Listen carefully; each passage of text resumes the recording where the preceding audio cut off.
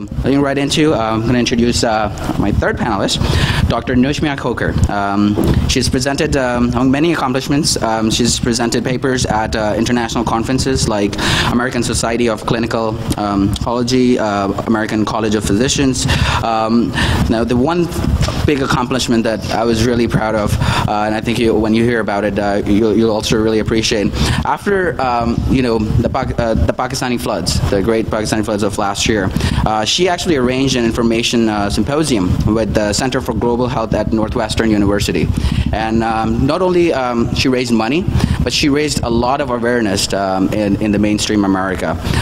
So the question for Dr. Khoker is, we always hear, especially like as Pakistani students, post 9/11, there's a big hysteria, right? Okay, now we don't want to be, we don't want to be pushing the envelope because, the more we push, the more we get the pushback.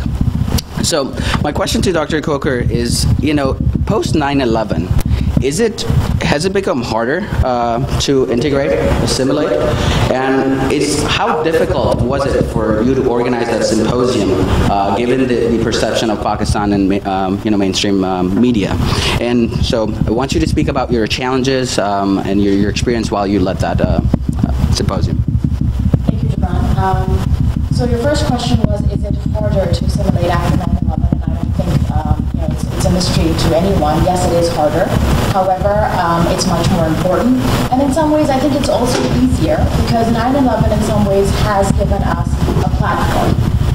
And even though we have huge stereotypes that we have to fight, and we have a lot of things that come out in the media which we don't always agree with, the one thing that I would want to say is that everyone here in the audience, essentially, is a representative of themselves and what the truth is.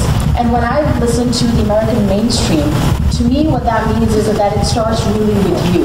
And it starts with your home, your community, your school, your class, your mosque, your neighbors. And you don't necessarily need to be sitting on a panel, or you don't necessarily need to have a CNN camera in front of you to kind of start breaking those stereotypes. And the second thing I would say is that through my own personal experience is people are hungry. People are hungry for knowledge, and they will listen. If you start a dialogue, if you start a discourse, everybody will listen and they want to know. And if you present it in a respectful way, they want to hear your opinion, and they want to hear it in a respectful way. And post 9/11, I was here pre 9/11, I've been here ever since. I have yet to come across somebody who does not want to listen to my opinion. So that's the first thing.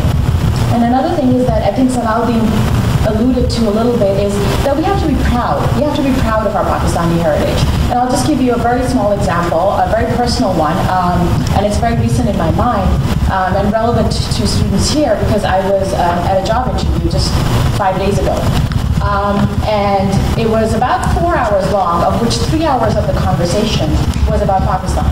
And I'm a physician. The job interview was at a pharmaceutical company, so really, not really that relevant. But I kind of was very proud of my Pakistani heritage and my upbringing and my education, and I presented it that way. And needless to say, I did get the job, but they really came back and told me that was probably one of the most important things that I did for myself. Was be proud of where I came from, be proud of the education that I got there, and they're looking for diversity. They wanted globalization. It's a global company. They want to go even more global. They want somebody who thinks out of the box, who's different, and who's proud of that. So definitely it can go in your favor, and it depends on how you present yourself and how proud you are. I think every nation, every country has things that they are not so proud of, and we are no different. But we absolutely have no reason to come from an apologetic background or to come with that kind of a mindset.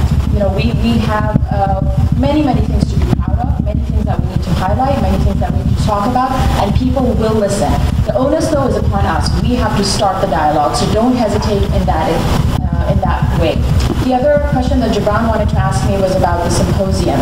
So, and again, I'm a common citizen. I was a fellow last year, going about my business, doing a fellowship at Northwestern.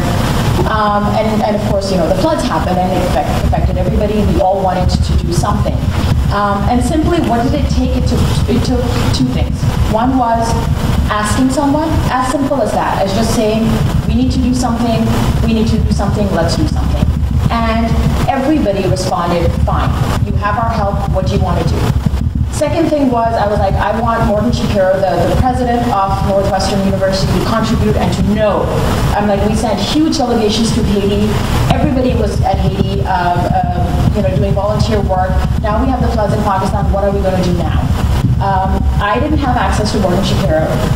However, finding people in your community who do. We had some very excellent senior faculty who did. It was just asking them and contacting them. And the one thing I would tell you is, if you ask somebody, and there's people here in this room that have randomly asked a question to Daniel Larani, I called a week ago, that I need to ask so-and-so, and I got a call back within 2 hours. So you just have to ask people and know who to get in touch with, and people will bend over backwards. Right, and that's just not our community. I think you mentioned a very, very important point, that people are willing to listen.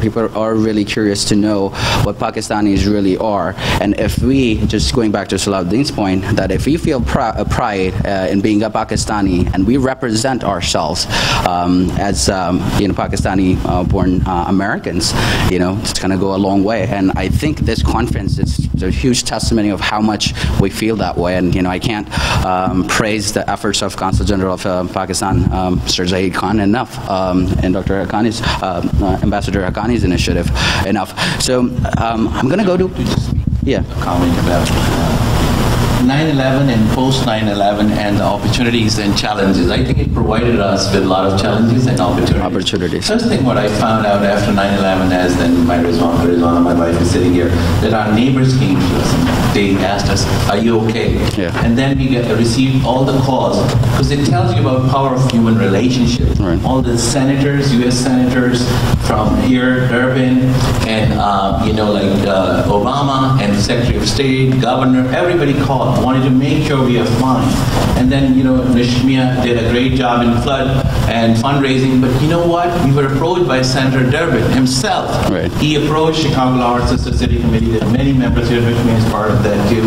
And he said, I want to do something about flood relief efforts. And then he he said, I'll host it at the Cultural Center. And then Secretary of State Jesse White, Governor Quinn, they all came together to help us. Gotcha. Why is the power of relationship? Right. And that's, again, going back to, sometimes you have to take the initiative, but other times they're equally willing, like you mentioned.